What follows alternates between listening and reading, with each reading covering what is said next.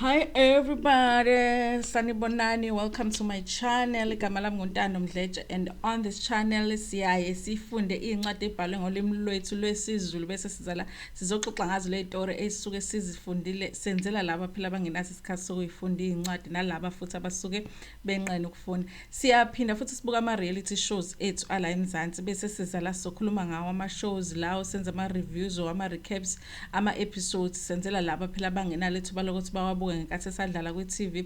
Siphinde futhi sikhulume any other issues avelayo uma ngabe lama shows edlala kwi-TV. Uma ngabe umthandi weincwadi, please check out the video that I posted izolo introducing incwadi yethu entsha, inoveli yethu entsha esizobe sidila nayo nje kulona leli sonto. Kulabo abathanda ama reality shows ethu ala eMzansi, please check out the video that I did when I did a recap of the whole episode Umndeni episode 3 le ebikade idlala last night. Today I wanna talk about Nkanyezi. I think njengoba sesithi ku episode 3, I'm realizing was actually Nkanyezi is the main storyline sale season so far. I will say so far because we are very early kwi season. So here's the thing, after ngenzile i-review ye-episode, because I like ukuthi mangenza i-review or i-recap ngikunike nje ukuthi i-episode ihambe kanjani, even though ngiwafaka ama-thoughts ami lapho, but ngiyengafuni ukuthi ngiwafake kakhulu ngoba ngifuna ukuthi wazi ukuthi i-episode ihambe kanjani. But after ngenzile i-review, I was left with ama-questions. One of the questions that keep coming on my mind ukuthi Nkanyezi, what is she doing laphayana kaMaseko, especially because it looks like she is not wanted. Not only is she not wanted by uMaseko, who's supposed to be umyeni wakhe, but she's not wanted by umamkhulu, she's not wanted by uLokhuzana, uDabula, and then Fezile is not around naye. That's another question for another video. Ukuthi kahle where is Fezile? We've watched 3 episodes and she's not la, akekho la kaMaseko. But yeah, and I thought let me go and search konje what happened with the relationship kaNkanyezi with uMaseko, any relationship kaNkanyezi with amanye amakhosikazi akhe uLokhuzana ubaba uMaseko. Remember that reunion, was it season 2 when we watched a reunion where ubaba uMaseko Nkanyezi expected ubaba uMaseko to propose to Nkanyezi because Nkanyezi obviously number 2, and after umahlala entabeni obviously she expected ukuthi uyena umuntu ozothola i-ring next ukuze phela alotsholo. So I don't even know why i-ring comes before amalobolo, but that's what she expected. But at the reunion esikhundleni saloko esikhundleni sokuthi i-ring inikezwe uNkanyezi, I think iyanikezwa uDabula, and then Nkanyezi wangathola ring and she was upset about it. So I went and I searched what happened after the season ended. What did Nkanyezi do? Apparently when iLokhuzana reunion was done, Nkanyezi was upset about the whole thing that happened in the show. And she moved out of the Maseko home. She went home.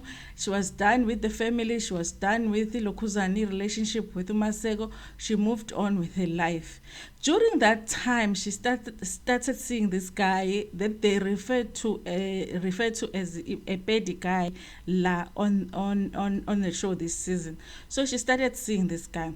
And it looks like it was a serious relationship because bebengaqashisile ukuthi bayathandana at that time. They even posted each other on Facebook. Kuneyithombe zabo where they are on Facebook posting each other.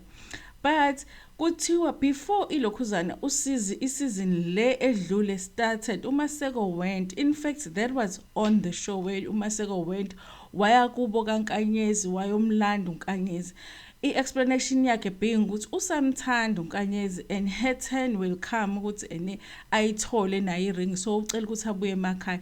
Wamncenga ke uLokhuzana uNkanyezi ukuthi abuyele ekhaya.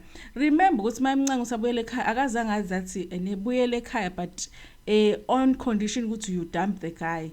Asibonanga that part because thina besingazi vele ukuthi uNkanyezi had already been in a relationship with someone else. So uyabuya kuNkanyezi uza ekhaya And then kudlula isikhathi esincane after ebuyile ekhaya they find out ukuthi uNkanyezi is pregnant.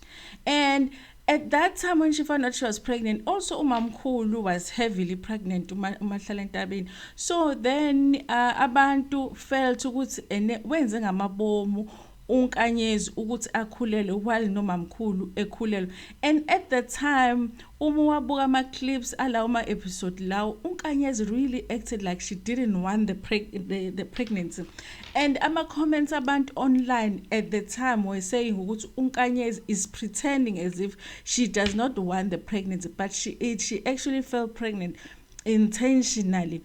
But mawusubuka back with ulwazi silwaziyo manje, it's clear ukuthi uNkanyezi really didn't want that pregnancy because uNkanyezi knew ukuthi i-pregnancy ingane le abekhulelwe wasn't ingane kaMaseko. Now we do have an explanation. We just thought ukuthi uNkanyezi, why is she acting like akayifuni ingane when she actually does want ingane?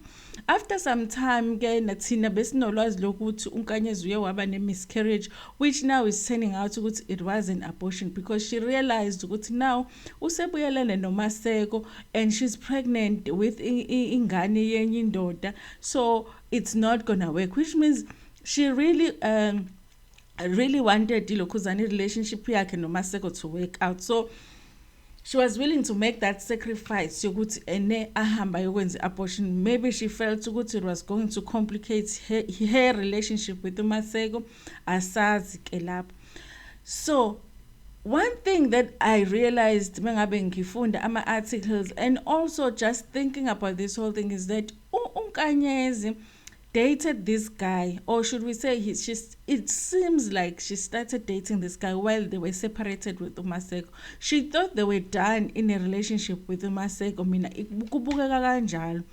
So now ngine question yokuthi, okay, did she really cheat? If ukuthi vele she thought she's done, uMaseko doesn't care about me, why is he giving a ring to someone else instead of ukuthi ayinike mina? So let me move on with my life.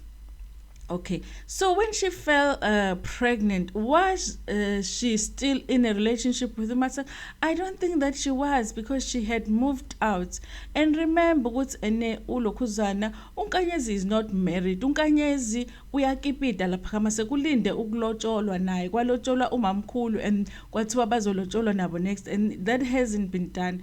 So it's like uMaseko boyfriend yakhe. So if she moved out of the house wabuyele ekhaya and found another boyfriend and fell pregnant, there wouldn't have been anything wrong with that had she not decided to go back abuyelane noMaseko. Nanakhona futhi, wouldn't it make sense for her to say, okay, fine, ngizobuya, but now I'm pregnant, so nginengane engase engeyona yakho, I can come back, but here is a child akuyona yakho. Awucabangi ukuthi mhlawumbe uMaseko would have accepted ingane, but ke I guess ukuthi she thought the best decision to make for herself was ukuthi ingane ayilokhuze abort. So and then ulokhuzana uNkanyezi ubuya la emzini kaMaseko, but the treatment that she's getting from everybody else is not kind. Even from yena uMaseko is like uhleli naye akamxoshi, but it's almost like akamfuni. So it makes me question ukuthi what exactly is the reason uMaseko went and fetched Nkanyezi. Okay, remember, let's just go back a little bit to where they first started with a season that had uMaseko. Remember ukuthi uMaseko had these 4 wives, which was uMahlala Ntabeni, Nkanyezi, uDabula kanye noFezile. But then there were 2 other guys abebekade bephuma lapha yakakolobe bashiya ukolobe beza la kulokhuza. So which means that he had 6 wives all in all. Maqala isizini with ulokhuzana with uMaseko. Now those 2 left, and uFezile, honestly, I feel like he is just there when they are shooting the show. So there's no guarantees even ukuthi he's going to show up for any of the episodes. It looks like uzombona next episode angazi. And then so he's left with these 3 people. Those are the most reliable people who are going to show up to shoot the show. That is umamkhulu Mahlala Ntabeni, uNkanyezi, and that is uDabula. You know, so now if you look at it, if uNkanyezi uyahamba, then abantu abawu-2 abazobe behleli laphana reliable ukuthi when the crew shows up to shoot the show, they're going to be there. It's going to be uMahlala Entabeni with iLokhuzana, with uDabula. Now usenamakhosikazi ayi-2 kuphela. It loses leya nto leya ebiyenza ukuthi siyibuke ishow. If ukuthi uLokhuzana uNkanyezi akasekho bayancipha amakhosikazi, and the very reason that made us watch the show was lo baba lo onamakhosikazi amaningi, abanye abesifazana abanye abesilisa, now bayancipha one by one bayahamba. So akuzophela yini ngeshow uma ngabe beqhubeka behamba. Enye into futhi, out of everybody else, uNkanyezi, there is a storyline esihlezi sikhona that ama viewers are always interested in when it comes to her.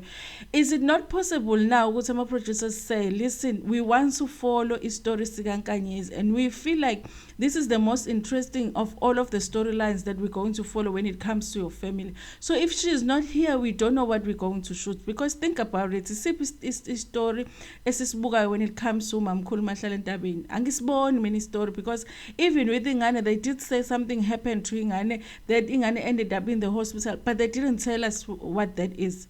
So there's no story there to follow, because they're not telling us what happened. uFezile is never there, which makes me feel like vele akahlali lapha kaMaseko, akaseyona omunye wamakhosikazi kaMaseko. They're just pretending because bafuna ukwandisa amakhosikazi kaMaseko. Umuntu that really feels like ulapha yana is uMahlala Entabeni noLokhuzana noDabula, and uDabula looks unhappy because it feels like uMaseko ngathi akasamniki attention that he used to give him before. So it's like a story anaso uDabula is a story away from the family, which is a story se family yakhe back at home, where he is trying to find his mother. So when it comes to this family, a storyline that relates to this family that we are trying to follow as iLokhuzana as a show, there is not much to follow. Basically, the storyline that I feel like they have so far on this show is Nkanyezi. And I think ukuthi uBaba Maseko benoMahlala Entabeni are wise enough to realize that ama producers of the show made them aware that, listen here, whether you like Nkanyezi or not, we feel like this is the storyline that is worth following when it comes to your family. So it is better for you if she is back here. Which could explain why uMamkhulu has also made a decision ukuthi i-treatment yakhe towards uNkanyezi ishintshe, because before really she didn't like uLokhuzana uNkanyezi, and now uneyikhathi where she defends it. Like for an example, this woman shows up ukuthi and azobuka ukuthi uNkanyezi slept with her man while she was pregnant, and bonke bamangele, they think it's a bad thing, but they still abamxosha uNkanyezi, you know, which means they still want her here. I do feel like they are keeping her because they're using her for a storyline, because she is the only interesting storyline so far this season, and they know that if she goes, probably the next person that will go is uDabula, because he looks like now he's headed over here with uMaseko. And then when Maseko sele uMaseko with uMamkhulu, there is no story to follow. Each show is gonna be boring if ukuthi benza kanjalo. And if they follow these two in their own homes, then that's like spin-off shows. Esingazi noma would be interesting enough for us to follow. I really feel like they're using her. I don't know if she is aware, because I think if she understood her value on the show, if she understood what if she's not there, there's actually no show without her, because she has the most drama. I think ukunyathela kwakhe would be different. She would be able to use her position better. She could even negotiate for a better pay from Moja Love if she realizes, listen here, this show basically is about me. I'm talking about my abortion. I'm talking about me having a child with another man when it's supposed to be with another man. There's a lot at stake here. My family is going to be seeing all of these things about me on TV. I need more money. I can do the next season, but I need more money. I think if she understood that, it could work in her advantage, but I just don't know that she's even aware that she's that valuable to that family. I will say so far in the season, because we really don't know what's going to happen moving forward. Imagine if Nkanyezi just decided not to show up at all for the rest of the season. She just goes home and don't come back. They're gonna have to be creative and give us some lies and create some stories, Angeko, and it's gonna be boring for us because it's so far we need Nkanyezi. But those are my thoughts, guys. Tell me what you think about this in the comment section. Do you think ukuthi Nkanyezi is the storyline this season, or you think it's too early? Maybe there's other things that we're still going to see in the season. Do you think why does Masego have Nkanyezi back in that household? Really, does he love her even? And why all of a sudden is Umahlele Ntabeni defending Ulukuzana Nkanyezi? Thank you so much for watching my video. Don't forget to like the video before you click out of it. Share it with your friends, with your family, and even with strangers. Ngithanda kakhulu.